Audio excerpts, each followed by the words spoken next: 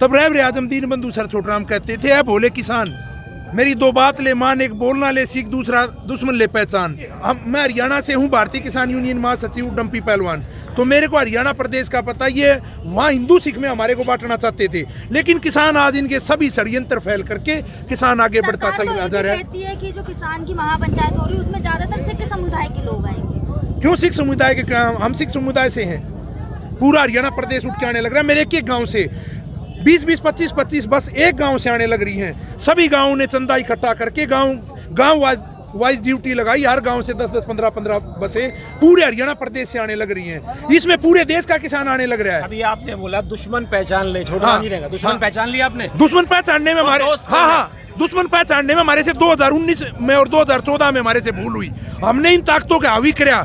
चौधरी चरण सिंह कहते थे कि किसी पे भी भरोसा, बल्कि उन्होंने कहा था हमारे से नाराज हो जाना, लेकिन इन पे भरोसा मत करना, क्योंकि उन लोगों को पता था ये ताकतें हावी होंगी तो किसान और मजदूर पे नुकसान पहुंचाएंगी। और सर छोटूराम ने भी कहा था। चौधरी साहब विकल्प क्या है बताइए ना? दुश्मन तो पहचान लिया, दोस्त कौन होगा? किसान कहाँ जाएगा? किसान अपनी मांगों आंदोलन करेगा, केवल सड़कों पे रहेगा? किसान क्या करेगा? तब तक उसकी मांगे पूरी नहीं होंगी तो किसान क्या करेगा? आप बताओ। क्या है? अपनी आवाज उठाएगा किसान, अपने तीनों काले कानून निरस्त करा के। हाथ किसके मजबूत करेंगे ये बताइए ना? किसान हम किसी के हाथ मजबूत नहीं करेंगे। हम खाली हमने बंगाल में भी यही नहीं मैं आपको बताना चाहता हूँ, हमने बंगाल में भी ये कहा था भाई बीजेपी को वोट मत करो, किसी को भी दो। हमने राजनीति नहीं करनी। क्या मिला उससे बताइए ना? किसान को क्या लाभ हुआ? किसान को क्या लाभ हुआ? किसान अपनी आवाज उठाने लग रहा है। किसान अपनी आवाज उठाएगा। किसानों को क्या मिला ये बताइए ना? बंगाल के किसानों को भी सब कुछ मिलेगा, वो हमारे साथ आएंगे। चीजें बताइए क्या मिला? आप एक बात तो मिले तो तब ना, तब सेंटर में बदलाव होगा। नहीं, बंगाल में तो सरकार बदल गई ना। सरकार बदल गई, बंगाल की सरकार स्टेट गवर्नमेंट के हाथ में बहुत सारी चीजें हैं। स्टेट गवर्नमेंट की हाथ में बहुत सारी चीजें होती हैं। तो वहाँ क्या मिला है बताइए? बंगाल में क्या मिला? बंगाल में किसान ने सरकार पलट दी। बंगाल में मिला क्यों नहीं? किसान की जीत हुई है। वो ममता की जीत नहीं, किसान की जीत है। व्यवस्था परिवर्तन हुआ डम्पी पहलवान जी। व्यवस्था परिवर्तन कब होगा ये बताइए? व्यवस्था परिवर्तन भी होगा, किसान अपनी मांगों को लेकर लगा रहेगा, तब सेंटर में होगा, तब पूरे देश में व्यवस्था परिवर्तन होगा। इन्हीं किसानों ने चौधरी देवीलाल को काम उठाने का काम किया था। इन्हीं किसानों ने चौधरी चरण सिंह को काम उठाने का काम किया था। किसानों के दोस्त थे, वो किसानों के मित्र थे। हाँ, किसानों के हमदर्द थे। उन्होंने किसानों के लिए अनेकों कानून बनाए। सर छोटूराम ने 8 कानून बनाए जो किसान के हक में थे, और उनके मैं आपको फायदे गिनाता हूँ। जो मंडी व्यवस्था है सर छोटूराम की बनाई हुई है, इसलिए आज हम उनको पूछते हैं। ये मंडी व्यवस्था है सर छोटूराम की बनाई हुई है, और सर छोटूराम ने अनेकों कार्य किए थे। आज हम उनको पूछते हैं। ऐसे ही कोई और भी आएगा हमारे बीच में। उत्तर प्रदेश में क्या होगा? 19 मार्च के बाद यहाँ चुनाव है।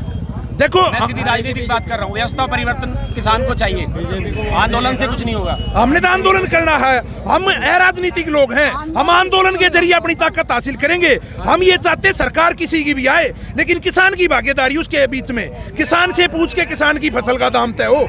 ये नहीं बंद कमरों में बैठ के, ऐसी रूमों में बैठ के किसान के भाग्य का फैसला करे। किसान के मित्र कौन है यूपी में?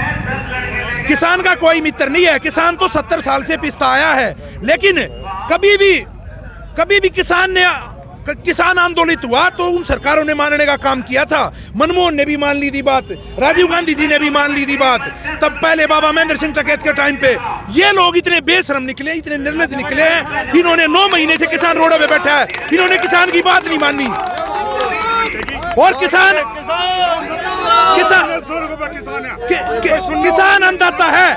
किसान अन्नदाता ही देश का पेट भरने का काम करता है। सर छोटूराम जी कहते थे कि जो धरती का सीना चीर कर जो पूरे देश के दुनिया के लिए अनाज पैदा करता है, उसको खाली पेट सोना पड़ता है। किसान अन्नदाता इसका भगवान का दर्जा है। और इसको इस तरह जी भी कह रहे हैं किसान वापस नहीं जाना चाहिए खाली हाथ, वो भी कह रहे हैं। चलो उनका के साथ हैं, लेकिन वो बोल रहे हैं। वो बोलने से क्या होता है? वो ठीक केसी त्यागी जी कहते हैं टीवी पे आके, लेकिन सत्ता में भागीदार हैं वो अपना फर्ज अदा कर रहे हैं। जो आदमी राजनीति कर रहे हैं वो लोग। देखो, कोई भी मतलब दुश्मन को नहीं पहचान रहे हैं आप, वो राजनीति कर रहे हैं, सत्ता में भागीदार हैं। नहीं, जो हमारे फेवर, जो किसान के हक की बात करता है उसको आप राजनीति कहते हो। उनको भी मैं कहना चाहूंगा किसान के पास आ जाए। क्यों नहीं देते वो लोग? इस्तीफा दे देना चाहिए, इस्तीफा दे देना चाहिए, डंडा और झंडा छोड़ के हमारे पास आ जाना चाहिए। लेकिन उन निर्लजों से तो अच्छे हैं जिन्होंने वहां बैठ के एक दिन भी बात नहीं की किसान की। उन्होंने कम से कम मुखर होकर बात तो की है। आज हमारे 600 किसान शहीद हो गए। प्रधानमंत्री जी ने एक बार भी अपने मुंह से नहीं निकाला कि इनको हम श्रद्धांजलि देते हैं या कोई भी। अभी हमारा करनाल में किसान शहीद हुआ, उसके लिए कोई मुआवजे का प्रबंध नहीं, उसके बच्चों के लिए नौकरी का प्रबंध नहीं, किसान के लाठीचार्ज से ना पुलिस के लाठीचार्ज से किसान शहीद हुआ वहां पे। तो किसान तो आज अपनी मांगों को लेके बैठा है, अपनी नस्ल और फसल को बचाने के लिए, अपनी फसल का वाजिब दाम लेने के लिए। और इस चीज का मैं आपको बताता हूं, जो आप कह रहे हैं ना क्या फायदा हुआ था किसानों के दोस्त थे। सर छोटूराम के कारण, चौधरी चरण सिंह के कारण आज हरियाणा और पंजाब में, सर छोटूराम के कारण आज हरियाणा और पंजाब में एमएसपी है। उनको मैं नहीं नकार रहा हूँ, हाँ मैंने ममता जी की बात की थी। ममता जी किसान की जीत हुई, वहां ममता की जीत नहीं हुई है। ममता को बहम हो या किसी और को बहम हो, किसान की जीत है। छोटूराम चरण सिंह जी अपना काम करके चले गए, हाँ। हमें तो भविष्य देखना है ना। किसानों का भविष्य क्या है बताइए। किसानों का भविष्य, किसान आंदोलन करके अपना भविष्य तय करेगा। आप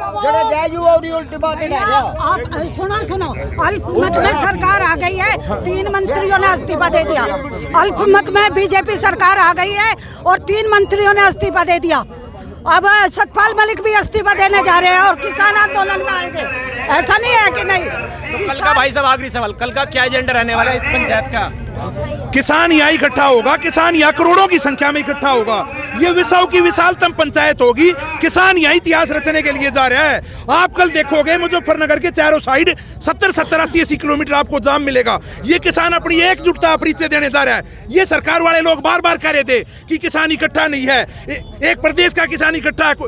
कभी ये बिरादरी पर किसान को बांटना चाहते थे, छोटे बड़े किसान को बांटना चाहते थे। कल ये देखेंगे, कल हर धर्म का लोग होगा, हर बिरादरी का लोग होगा। आज वही टाइम है, हिंदू मुस्लिम सिख ईसाई आपस में भाई भाई।